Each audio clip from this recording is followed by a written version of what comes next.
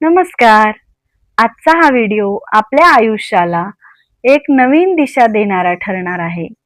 भगवद्गीतेच्या 3ऱ्या अध्यायातील म्हणजेच कर्मयोगातील श्लोक 35, 36 आणि 37 हे असे श्लोक आहेत जे आजच्या धावपळीच्या युगात प्रत्येकाने समजून घेणे गरजेचे आहे.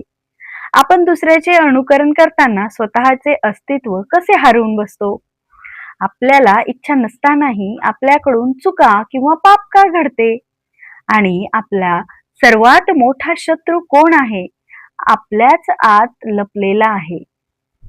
या सर्व प्रश्नांची अचूक उत्तरे स्वतः भगवान श्रीकृष्णांनी या श्लोकांमध्ये दिली आहे. चला तर मग अगदी सोप्या भाषेत, मराठी भाषेत आणि आपल्या रोजच्या जगण्यातील उदाहरणांसह या श्लोकांचा अर्थ समजून घेऊया. व्हिडिओ आवडल्यास लाईक, शेअर, सबस्क्राईब करा आणि व्हिडिओ शेवटपर्यंत नक्की बघा. श्लोक क्रमांक 35. श्रेयन् स्वधर्मो विगुणः परधर्मास्वनुष्ठितात् स्वधर्मे निधनं श्रेय परधर्मो भयावह. अर्थ: मनुष्याने इतरांच्या कर्माचे उत्तम रीतीने पालन करण्यापेक्षा स्वतःच्या नियत कर्मांचे दोषयुक्त असले तरी पालन करणे अधिक श्रेयस्कर आहे. स्वतःचे कर्म करताना जरी एखाद्याचा विनाश झाला तरी दुसऱ्याचे कर्म करण्यापेक्षा ते श्रेयस्कर आहे. कारण दुसऱ्यांच्या मार्गाचे अनुसरण करणे भयावह आहे. तात्पर्य: मनुष्याने इतरांच्या नियत कर्माचे अनुसरण करण्यापेक्षा पूर्णपणे कृष्ण भावनेमध्ये आपले नियत कर्म करावे. भौतिक दृष्ट्या प्राकृतिक गुणाच्या प्रभावाखाली मनुष्याच्या मानसिक आणि शारीरिक स्थितीला अनुसरून सांगण्यात आलेली कर्म म्हणजे नियत कर्म होत. आध्यात्मिक कर्म म्हणजे कृष्णाच्या दिव्य सेवेसाठी आध्यात्मिक गुरुने दिलेले आज्ञेनुसार केलेली कर्म होत. परंतु भौतिक असो व आध्यात्मिक असो, मनुष्याने दुसऱ्यांच्या नियत कर्माचे अनुसरण करण्यापेक्षा मृत्यूच्या अंतिम क्षणापर्यंत आपल्या नियत कर्मामध्ये दृढ राहिले पाहिजे. आध्यात्मिक स्तरावरील कर्मे आणि भौतिक स्तरावरील कर्मे हे भिन्न असू शकतात, परंतु कर्म करण्यासाठी अधिकृत मार्गदर्शनानुसार आचरण करण्याचे तत्व सदैवच उत्तम असते. जेव्हा मनुष्य भौतिक गुणांच्या अधिपत्याखाली असतो तेव्हा त्याने आपल्या विशिष्ट परिस्थितीनुसार शास्त्रांच्या नियमांचे पालन केले पाहिजे. तसेच त्याने इतरांचे अनुकरण करू नये.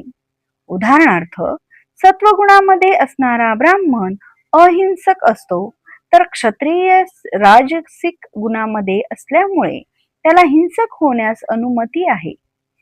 यास्तव हिंसक तत्वाचे पालन करणाऱ्या ब्राह्मणाचे अनुकरण करण्यापेक्षा क्षत्रियाने हिंसक नियमांचे पालन करते वेळी पराभूत होणे हेच त्याच्यासाठी श्रेयस्कर आहे. प्रत्येकाने अकस्मितपणे आपली हृदय शुद्धी न करता क्रमाक्रमाने करावी. तरीही जेव्हा एखादा भौतिक गुणाच्या पलीकडे जातो आणि पूर्णपणे कृष्ण भावनेत स्थित होतो तेव्हा प्रमाणित आध्यात्मिक गुरुच्या मार्गदर्शनाखाली तो कोणतीही गोष्ट करू शकतो. कृष्ण भावनेच्या अशा परिपूर्ण अवस्थेमध्ये क्षत्रिय ब्राह्मणाप्रमाणे कार्य करू शकतो किंवा ब्राह्मण क्षत्रियांप्रमाणे कार्य करू शकतो. दिव्य आध्यात्मिक स्तरावर भौतिक जगतातील विषमता लागू पडत नाही. उदाहरणार्थ, विश्वामित्र हे मूलतः क्षत्रिय होते, परंतु नंतर त्यांनी ब्राह्मण म्हणून कार्य केले. तर परशुराम हे मूलतः ब्राह्मण होते, पण नंतर त्यांनी क्षत्रिय म्हणून कार्य केले. दिव्य स्तरावर स्थित असल्याने ते याप्रमाणे कार्य करू शकले. पण जोपर्यंत एखादा भौतिक स्तरावर आहे तोपर्यंत त्याने भौतिक प्रकृतीच्या गुणांनुसार कर्म केलेच पाहिजे. त्याच वेळी त्याला कृष्ण भावनेची पूर्ण जाणीव असणे आवश्यक आहे. श्लोक क्रमांक 36. अर्जुन उवाच अथ केन प्रयुक्तोऽयं पापं चरति पुरुषः अनिच्छन्नपि वैष्णेय बलादिव नियोजितः. अर्थ, अर्जुन म्हणाला, हे वृष्णीवंशजा, कशामुळे मनुष्य स्वतःची इच्छा नसतानाही जणू काही बळेच पापकर्मे करण्यास प्रेरित होतो. तात्पर्य, जीव हा भगवंताचा अंश असल्यामुळे मूलतः आध्यात्मिक विशुद्धी आणि सर्व भौतिक कल्मषांपासून मुक्त असतो. म्हणून स्वभावतःच तो भौतिक जगाच्या पापामुळे प्रभावित होत नाही, परंतु जेव्हा तो भौतिक प्रकृतीशी संबंधित असतो तेव्हा तो निसंकोचपणे पापे करतो. कधी कधी या प्रकारचे आचरण करण्याची त्याला इच्छा नसते. यास्तव जीवांच्या विकृत स्वभावाविषयी अर्जुनाने कृष्णांना विचारलेला प्रश्न समर्पक होता. जरी काही वेळा जीवाला पाप करावयाचे नसले तरी त्याला बळेच पाप करण्यास भाग पाडले जाते. तथापि पाप कर्म करण्यास अंतर्यामी अपरात्मा प्रेरित करीत नसून इतर कारणामुळे पापकर्मे घडतात. या संबंधी भगवंताने पुढील श्लोकात सांगितले आहे. श्लोक क्रमांक 37. श्री भगवान उवाच काम एष क्रोध एष रजोगुणसमुद्भवः महाशनो महापाप्मा विद्येनमिह वैरिणम्. अर्थ, श्री भगवान म्हणाले, हे अर्जुना, रजोगुणाच्या संपर्कातून उत्पन्न झालेला हा काम आहे आणि नंतर तो क्रोधामध्ये रूपांतरित होतो. हा कामच या जगताचा सर्व भक्षक महापापी शत्रू आहे. तात्पर्य, जेव्हा एखादा जीव भौतिक सृष्टीच्या संपर्कात येतो तेव्हा त्याचे श्रीकृष्णांविषयी असणारे शाश्वत प्रेम रजोगुणाच्या संगामुळे कामविकारात रूपांतरित होते. दुसऱ्या शब्दात सांगायचे झाल्यास, आंबट चिंचेच्या संपर्कामुळे दुधाचे दह्यामध्ये रूपांतर व्हावे, तत्वतः जीवाचे भगवंताशी असणाऱ्या प्रेमभावनेचे रूपांतर कामविकारात होते. नंतर कामाची तृप्ती न झाल्यास तो क्रोधामध्ये रूपांतरित होतो. क्रोधाचे रूपांतर मोहात होते आणि मोहामुळे भौतिक अस्तित्व चालू राहते. म्हणून काम हा जीवाचा महाशत्रू आहे आणि केवळ हाच कामविशुद्धीला जीवाला भौतिक जगतात गुरफटून टाकण्यास प्रेरित करतो. क्रोध हा तमगुणाचे प्रगटीकरण आहे. प्रकृतीचे हे गुण स्वतःला क्रोध आणि तत्सम उपविकारांच्या रूपात प्रगट करतात.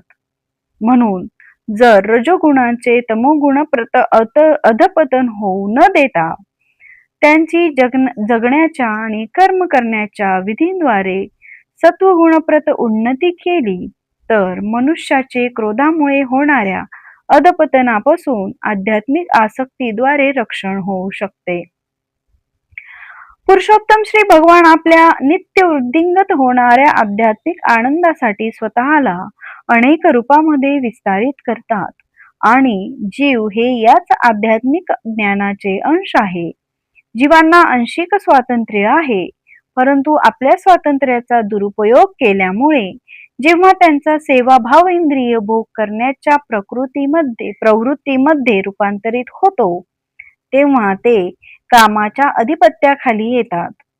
बद्ध जीवांना आपल्या कामवृत्तीची पूर्तता करता यावी यासाठी भगवंतांनी या भौतिक सृष्टीची निर्मिती केली आहे.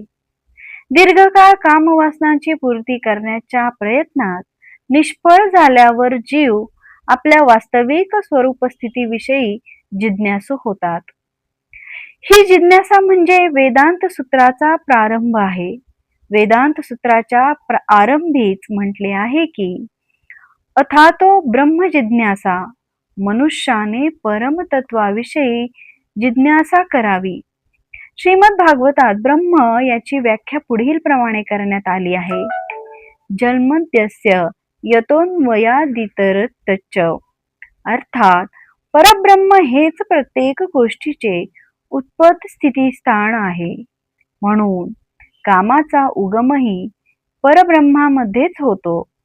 यास्तव जर कामाचे रूपांतर परब्रह्मावरील प्रेमावर केले अथवा कृष्ण भावनेमध्ये केले, किंवा दुसऱ्या शब्दात सांगायचे तर श्रीकृष्णांच्या सेवेसाठी सर्व गोष्टींची अपेक्षा ठेवली, तर काम आणि क्रोध या दोहोंमध्ये आध्यात्मिक स्वरूप प्राप्त होऊ शकते. भगवान श्रीराम यांचा अनन्य सेवक म्हणून याने रावणाची सुवर्ण लंका भस्मसात करून आपला क्रोध प्रदर्शित केला. परंतु असे केल्याने तो भगवंताचा महान भक्त झाला. या ठिकाणी श्रीमद भागवतातही भगवान श्रीकृष्ण आपल्या संतुष्टीकरिता अर्जुनाला शत्रूवर क्रोधित होण्यासाठी प्रेरित करतात. म्हणून काम आणि क्रोध जेव्हा कृष्ण भावनेमध्ये उपयोगात आणले जातात, तेव्हा ते आपले शत्रू नसून मित्र होतात.